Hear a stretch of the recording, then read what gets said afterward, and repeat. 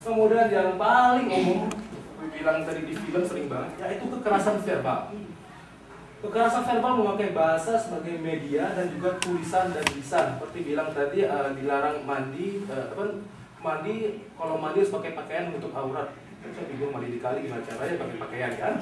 Kemudian, kalau misalnya saya melihat contoh-contoh yang paling simpel dan sempat terekam, itu merupakan proses oleh wilayah Hizbah di lapangan di daerah Jabodetabek ketika seorang cewek itu merasa tersinggung bahwa dia memakai busana menurut perspektifnya adalah benar, menurut kaidah dia, dengan perspektif dari seorang petugas wilayah Hizbah yang berpegang kepada kata atasan gua ya, kalau pakai kerudung tuh panjang sampai ke lutut, nggak boleh pakai celana panjang, pakai rok. Perspektif orang berbeda-beda karena nggak ada landasan bagaimana orang bisa mengatur berbusana tersebut. Nah, apesnya, apes lagi. Itu bisa terjadi dalam sesama masyarakat yang katakanlah, wah gila, gua kan santri, gua berhak menetapkan syariat Islam. Itu tidak hanya berlangsung di keluarga, tidak hanya berlangsung di masyarakat umum, tapi juga berlangsung di semua ruang publik yang ada. Kemudian ada kekerasan represif, yaitu pencabutan hak-hak dasar manusia untuk hidup dan mendapat perlindungan. Saya saksi mata.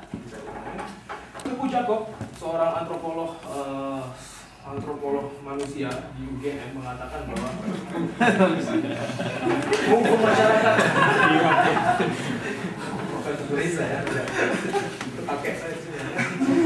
hukum masyarakat sebelum dididik dan dibangun kesadaran hukumnya adalah sangat salah karena masyarakat tersebut tidak tahu bagaimana hukum itu ada atau bagaimana hukum itu bentuk, dan mereka tidak pernah diberitahu, disosialisasikan bagaimana bentuk hukum itu sendiri. Nah, kalau bisa kita lihat tadi bagaimana dalam film disebutkan bahwa kok cuma rakyat kecil aja sih yang disikat, orang gede nggak diapa-apain. Nah, itu terjadi. Eksekusi rakyat kecil yang tidak mampu banding dengan kasasi karena tidak punya fulus, itu legal menurut UU dan peraturan yang ada. Wah, saya nggak ngerti UU dan peraturan yang ada, apakah mereka berpegang pada perda atau kanun atau hal lainnya. Nah, mungkin yang paling simpel adalah pelanggaran oleh pejabat wakil rakyat perlu mampu dieksekusi secara menyeluruh dan masih bersifat lokal. Jadi misalnya Anda punya uang, jadi Anda ketahuan khalwat, Anda bayar, nanti kena denda. Mau campur 100 kali atau bayar 5 juta, ya mending daripada malu disambung 100 kali nggak sakit itu malu umum daripada 5 juta, itu kan. Nah, sedangkan kalau rakyat umum ya udah campur aja, mau punya duit, misalnya kayak gitu. Kalaupun itu ada, itu lebih bersifat lokal seperti di Lok Semawe penanggapan anggota DPRD yang hawat. Saya nggak mau suzon di sini apakah mereka lebih menampilkan, kita juga nangkep loh, asumsi kalian dengan kata yang rakyat kecil yang coba disikat itu salah. Kemudian paling adalah fatwa Majelis Permusyawaratan Ulama di Biren yang melarang perempuan bekerja di malam hari. Jadi saya juga kurang tahu pasti, namun saya mengutip. Kemudian ketika saya menjadi saksi mata ketika kegiatan pentas seni harus dilakukan pada pagi dan siang hari, dan pembatasan kegiatan kesenian tradisional justru menjadi konflik horizontal dengan seniman di Aceh. Saya punya cerita singkat. Ketika istri Gubernur Irwandi Yusuf mengadakan acara bekerjasama dengan BRN dan beberapa institusi NGO di Aceh memberikan kesempatan kepada generasi muda dan generasi seniman untuk mengekspresikan atau mengaktualisasikan potensi dirinya dalam bidang tersebut, itu mendapat tanggapan yang sangat keras dari rekan di MPU dan lain-lain. Namun yang terjadi adalah ya seniman sangat butuh media ekspresis, dan kalau kita bilang kegiatan pentas seni pada pagi dan siang hari, itu adalah saat dimana penonton bekerja mencari duit. Kalau Anda bikin siang hari, yang nonton siapa gitu loh. Mending bikinnya weekend, kalau bikin hari Senin orang pada sibuk pacaran, seperti itu kan. Dan juga ya ini yang menjadi perhatian adalah mengenai pembatasan kegiatan tradisional, sedangkan Islam tersebar awal di Aceh berdasarkan kegiatan tradisional tersebut. Oke, yang selanjutnya singkat, ada kekerasan fisik, melahirkan rasa sakit seperti pemotongan celana. Itu bukan oleh WH, tapi oleh cewek bertato, keker, yang memotong celana dengan kasarnya. Seperti itu. Kemudian ada kekerasan intelektual, yaitu pembungkaman, isolasi, dan reduksi pemikiran kreatif yang berbeda dengan alus pemikiran sudah ada karena lo masih baru, lo nggak ngerti apa-apa, bukan udah keren, gue berpegang pada kitab sudah lama, kitab. Dan akhirnya perumusan syariat yang ada belakangan ini di Aceh lebih karena hegemoni pemikiran kelompok atau mazhab tanpa adanya suatu metode katakanlah ya public hearing ataupun suatu metode dengar pendapat dengan masyarakat lainnya. Oke, apa sih fakta-fakta penyebab kekerasan di Aceh? Kalau misalnya singkat, pertama historis dalam memegang peran sangat penting karena sejarah konflik di Aceh berkepanjangan dari mulai perang 40 tahun Belanda dengan Aceh, dari mulai daerah operasi militer, dari mulai darurat militer, darurat sipil, itu memberikan suatu daya adaptasi yang luar biasa terhadap kekerasan oleh masyarakat di sekitarnya. Kalau di Aceh, saya kaget loh, orang main gebuk-gebukan, orang merokok, melihatin gebuk-gebukan, misalnya polisi atau polisi saya gebuk orang, berdarah, orang cuek aja, saya rumah gitu kan. Ya, saya kelahiran Jakarta. Kemudian tidak memberikan adanya ruang partisipasi maksimal dalam proses formalisasi syariat Islam, yaitu yang melingkupi tahap perumusan, pelaksanaan dan evaluasi. Di akhirnya kami terbentuk hanya pemuas kebutuhan segelintir orang.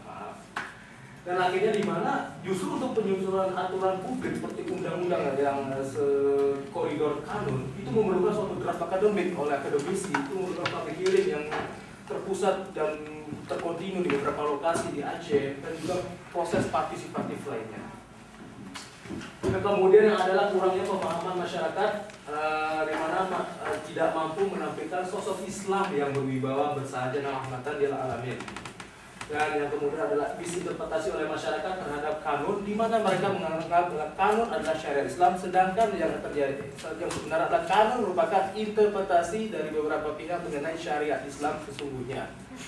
Nah, yang kemudian dari kekurangan pahaman tersebut terjadilah suatu razia yang mengatasnamakan santri-santri seperti tadi ada oknum-oknum pakai sorban, entah mereka FPG atau enggak, dengan tindakan kekerasan. Itu bisa disebabkan oleh sosialisasi masyarakat kurang optimal maupun proses pendidikan yang minim sekali, di mana untuk melahirkan kesadaran beragama dengan sukarela diperlukan proses pendidikan yang kontinu, bukan atas paksaan dan tekanan. Kemudian yang selanjutnya faktor institusional, wilayatul hizbah. Oke, ini agak sedikit panjang ya. Wilayatul hizbah adalah petugas patroli atau muhtasibin untuk mengawasi ketaatan warga menjalankan syariat Islam. Jadi untuk mengawasi warga, kamu pakai jilbab nggak? Polisi gitu kan. Kamu jilbab nggak? Stres gitu. Ya, saya stres gitu loh. Saya stresnya cara kemana-mana cara pendek gitu kan. Kamu nggak pakai ini? ID ITC aman gitu kan. Jadi ya, pilih-pilih juga kan. Kemudian Polri sebagai institusi penegak keadilan tertinggi Indonesia enggan terlibat dengan dan mereka pengen aku ngapain sih ngurusin hukum syariah, hukum pidana itu ribet gitu, jadi ngapain hukum syariah juga. Nah, dan akhirnya WH tersebut berkantor di Dinas Syariat Islam. Namun ya juga terjadilah wewenang yang kadang melangkahi kepolisian. Seharusnya WH itu hanya mencegah dan mengidentifikasi tindakan kriminal. Dan selanjutnya dilakukan oleh pihak kepolisian. Namun kadang-kadang seperti halnya Satpol PP ya kadang-kadang ya mereka pengen juga karena ego, gila gue ini syariat Islam, daerah syariat Islam, gue punya wewenang daripada kalian, seperti itu. I'm sorry, I'm just language. And kemudian yang paling fatal adalah perekrutan dan pelatihan SDM yang tidak memadai. Apa kalian kan tahu? Rata-rata lulusan WH tanpa saya menyebutkan serata pendidikan adalah lulusan SMA dan tidak menguasai ilmu agama yang memadai. Mereka adalah WNI, mampu menjadi imam sholat, setia kepada syariat Islam, setia kepada Pancasila dan setia kepada NKRI dan saya hafal sekali ya. Ulama.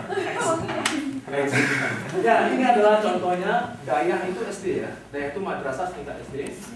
Kalau misalnya kalian lihat bahwa terjadi suatu diniyah ya. Di Aceh Dayah itu semacam pesantren. Oke, Dayah ya, SD gitu ya. Dayah itu ada sanawiyah, ada aliyah, jadi SMP juga SMP juga. Saya salah. Oke, saya interpretasi saya Dayah itu kalau sebelah kirinya SMP berarti SD gitu. Jadi dasar Islam harus dikritisi. Oke, berarti kita lihat bahwa dari sana kita lihat SMA itu sendiri justru mengambil porsi sangat terbesar daripada petugas WH sendiri. Dan kita akan ngomongin WH, bagaimana pembentukan WH yang lebih baik ke depan nanti pada sesi selanjutnya.